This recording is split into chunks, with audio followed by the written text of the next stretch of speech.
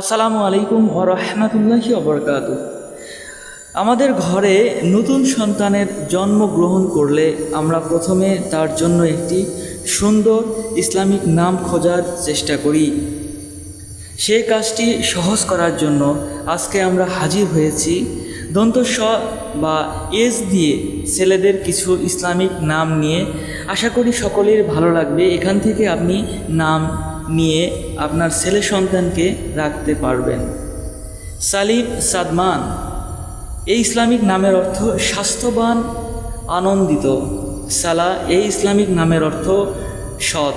সালেহ এই ইসলামিক নামের অর্থ চরিত্রবান। সামিন ইয়াসার এই ইসলামিক নামের অর্থ মূল্যবান সম্পদ।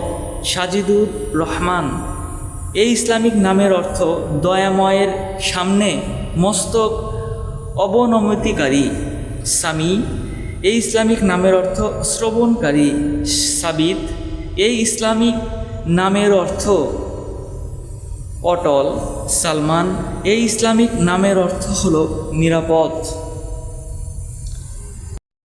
সারিম এই ইসলামিক নামের অর্থ হল সাহসী, তীক্ষ্ণ তলোয়ার। সাহিল এই ইসলামিক নামের অর্থ হল নেতা।